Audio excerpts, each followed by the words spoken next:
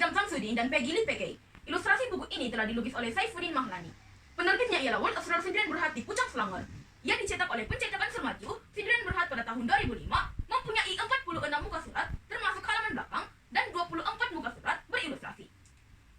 Hikayat Hang Tuah dan Hang Jebat mengisahkan epik Melayu yang melakar cita-cita, kebolehan dan kehidupan orang-orang Melayu pada zaman dahulu.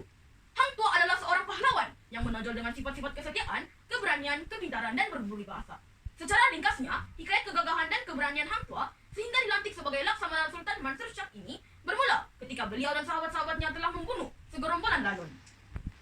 Hang Tuah diberikan keris Tamingsari karena dapat mengalahkan Tamingsari, pahlawan Jawa di Majapahit. Keris ini mempunyai sakti dan kekebalan. Ramai pembesar berasa iri hati dengan Hang Tuah, lalu memfitnah Hang Tuah. Akhirnya, Hang Tuah dihukum bunuh oleh Sultan. Namun, bendahara telah menyembunyikan Hang Tuah di Indraputra. Hang Jebat sangat marah dan membalas dendam dengan kematian Hang Tuah. Dia membunuh banyak rakyat dan pembesar yang tidak berdosa dengan keris Tamingsari. Tuan-tuan dan puan-puan ingin tahu apa yang berlaku akhirnya? Hang Tuah telah membunuh Hang Jebat selepas 7 hari karena telah diarahkan oleh Sultan Mansur Shah. Pengajaran cerita ini ialah memupuk semangat patriotik dalam kalangan masyarakat sejagat, taat kepada kawan, raja dan negara, berpikir bersabar, dan berani kerana benar dalam segala perkara demi kebaikan bersama. Sudah terang lagi bersulu, nilai murni cerita ini ialah kejujuran, kepercayaan, keberanian, dan bertanggung jawab demi kesejahteraan diri dan orang lain. Pemuda harapan bangsa, pemudi tiang negara. Begitulah indahnya kata-kata tokoh ilmuwan Saidina Ali sebagaimana indahnya cerita buku ini yang berkaitan dalam persekitaran dan kehidupan saya. Saya mahu menjadi pelajar cemerlang, rajin dan taat kepada ibu bapa, guru, raja dan negara demi kejayaan dunia serta akhirat. Sama seperti Hang Tuah, seorang pahlawan yang cerdik dan baik sifatnya. Cerita ini memberi keyakinan kepada diri saya untuk terus majukan diri. Yang indah itu bahasa, yang cantik itu budaya, yang sopan itu bicara, yang baik itu pasti pengajarannya. Pertama, memupuk semangat patriotik dan perpaduan yang kekal sehingga hari ini, yaitu takkan Melayu hilang di dunia sebagai tema utama. Kedua, banyak nasihat tersurat dan tersirat, seperti setia kepada kawan, raja dan negara, berfikir sebelum bertindak, serta berani kerana benar. Ia juga membuka minda semua golongan pembaca tentang kepentingan hidup yang aman dan damai. Pak Hipo sudah insaf tajuk buku kedua, cerita fiction flora dan fauna.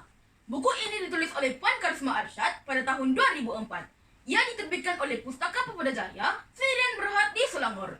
Daripada 30 muka surat buku tersebut, terdapat 14 muka surat yang berilustrasi. Ada 3 watak utama dalam cerita ini, yaitu Pak Hipo, seekor badak, Joji, anak buah Pak Hipo, dan Pak Kambi, yaitu seekor kambing. Cerita ini mengisahkan Pak Hipo, seekor badak yang sangat pemarah, suka hidup bersendirian, tamak, suka mementingkan diri sendiri, dan tidak berkawan dengan banyak hewan lain yang tinggal di kampung itu. Joji, anak buahnya sering dimarahinya, walaupun Joji banyak membantunya. Pada suatu hari, Pak Hipo telah meminta upah yang sangat mahal untuk menghantar anak Pak Kambi ke hospital. Pak Kambi sangat marah dan ingin membunuh Pak Hipo. Namun, dia telah diselamatkan oleh beberapa ekor lembu. Pak Hipo telah berasa insaf dan sentiasa membantu penduduk kampung yang hidup susah. Pengajarannya ialah tidak sombong dan sentiasa bersopan santun terhadap rakan, jiran, dan masyarakat sekeliling. Tidak tamak dan selalu membantu orang lain yang dalam kesusahan dan tidak terlalu mementingkan diri sendiri. Nilai murni seperti baik hati, berhemat tinggi, kesederhanaan diri, bekerja sama dan kasih sayang diserap dalam cerita ini. Bagai enau dalam belukar dan orang tamak selalu rugi. Oleh itu, saya sentiasa bersyukur walaupun hidup sederhana kerana kasih sayang keluarga dan belajar bersungguh-sungguh sudah cukup untuk mencapai cita-cita saya.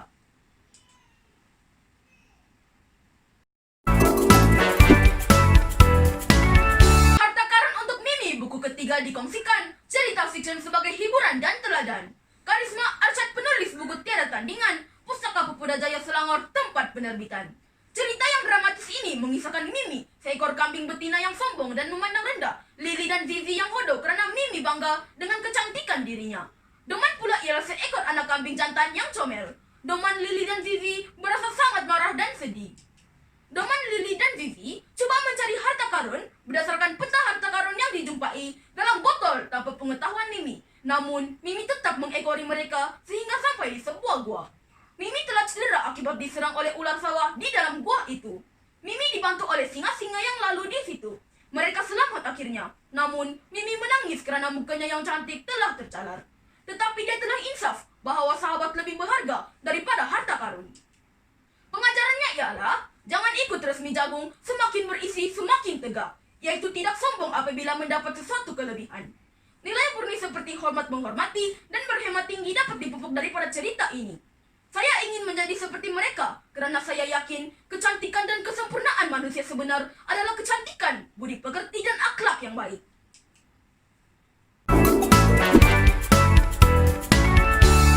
Tajuk kenderaan buku keempat diberi Cerita Bukan Fiction Sains dan Teknologi.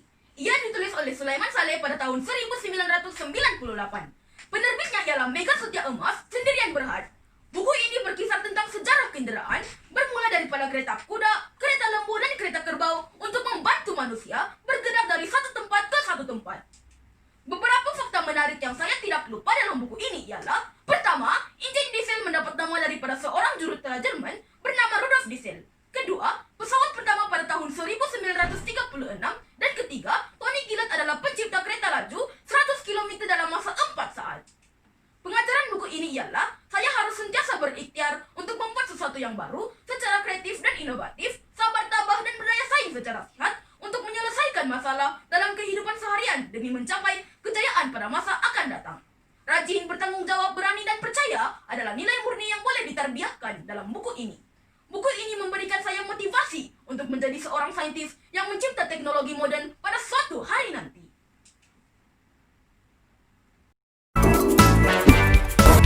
Buku kelima bertajuk Tenaga Makanan, Cerita Bukan Fiction Sains Masakan. Buku ini ditulis oleh Peter Millet dan Jane Rosita pada tahun 1998. Buku ini menyatakan bahwa makanan adalah terdiri daripada bentuk pepejal, cecair atau gas yang mempunyai atom dan molekul. Contohnya, pepejal adalah makanan yang keras seperti roti.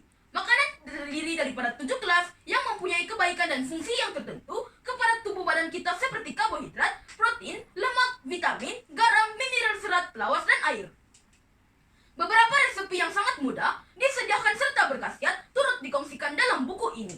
Pengajarannya ialah saya dapat menjaga kesehatan diri dengan memakan makanan yang seimbang seperti nasi, ikan, ayam, sayur-sayuran, buah-buahan, dan meminum air yang banyak. Nilai murni seperti bertanggung jawab dan bersikap sederhana dalam pemakanan yang seimbang dapat diamalkan selalu. Akhir kata, perpaduan jambatan integrasi nasional, kesehatan pula mencerna kejayaan dan kemajuan.